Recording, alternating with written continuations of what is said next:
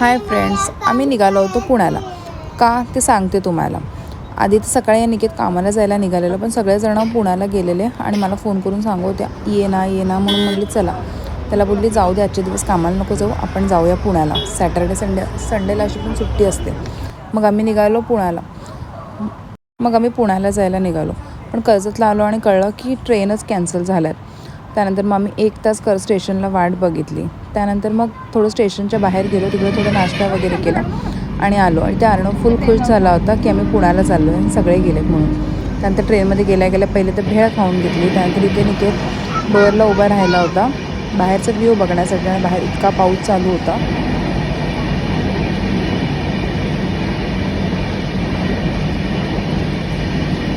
अर्णवला पण विंडोमध्ये उभं राहून बघायचं होतं. त्याला वाटलं की बाहेर डायनोसॉर असतात जंगलामध्ये, म्हणून त्याला बघायचे होते. इथे थोडं फोटो वगैरे काढले आम्ही.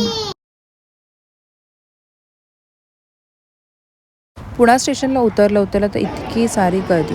पटकन रिक्षात बसलो आणि आलो. तर इथे समृद्धी आणि रुद्र घ्यायला आले होते. त्यांची खुशी बघा किती आहे.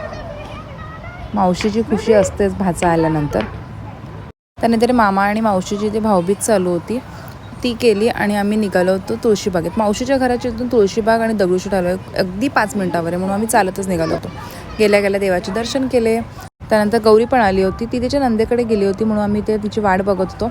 आणि नेहमीसारखे आमच्या मामींची मजा घेत होतो. आम्ही सगळेजण मिळून मामींची मजा घेणं चाललेलं.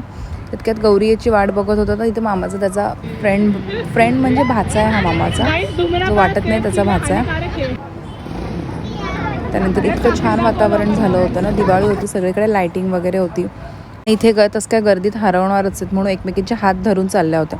आणि माझ्या नवऱ्याने पहिले मला पकडलं की तू काय हे घेऊ नको आणि ते घेऊ नको, आपल्या इथे भेटतं नाही सगळं, असं प्रत्येक नवरे बोलतात. म्हणून माझ्या नवऱ्याने मला पकडूनच ठेवलं होतं.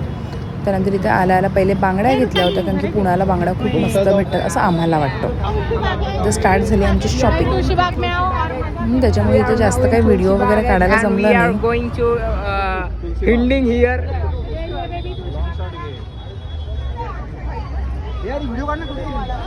तुळशीबागेमध्ये आलो ना. हाय, आम्ही आज आले तुळशीबागेमध्ये.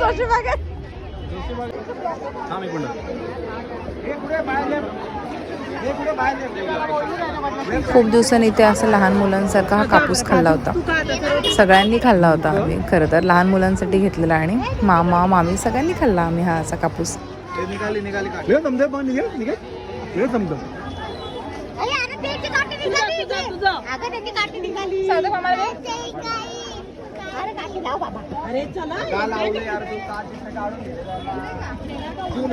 त्यानंतर इथे ज्वेलरी शॉपिंग करत होतो.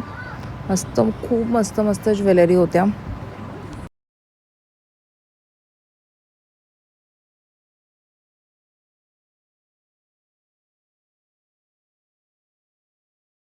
तुळशीबागेमध्ये गेल्यानं ज्वेलरीसोबत मला ही इतकी छान भांडीसुद्धा आवडतात.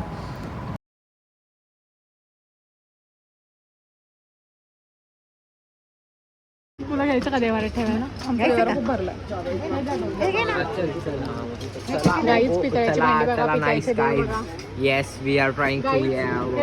आमच्याकडे काय आहे, मस्त छोटूशी मस्त वाटतात नाही भांडी, खरंच खूप छान वाटतात. ती पुण्याला मिळतात.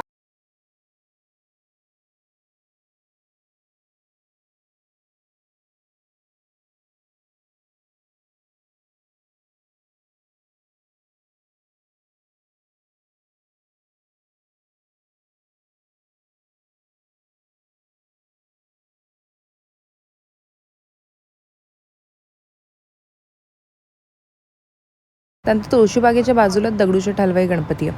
गणपतीची संध्याकाळी आरती चालू होती, म्हणून सगळेजण बाहेर उभे होते. भरपूर गर्दी झाली होती बाहेर. आम्ही पण बाहेरूनच बाप्पाला पाया पडलो आणि पुढे निघालो. पुढे आलो आणि आपलं ऑल टाईम फेवरेट म्हणजे वडापाव खाल्ला आणि घरी आलो. त्यानंतर घरी जेवलो वगैरे आणि मस्तपैकी गौरीने तर आईस्क्रीम आणली होती, आईस्क्रीम खाऊन घेतली.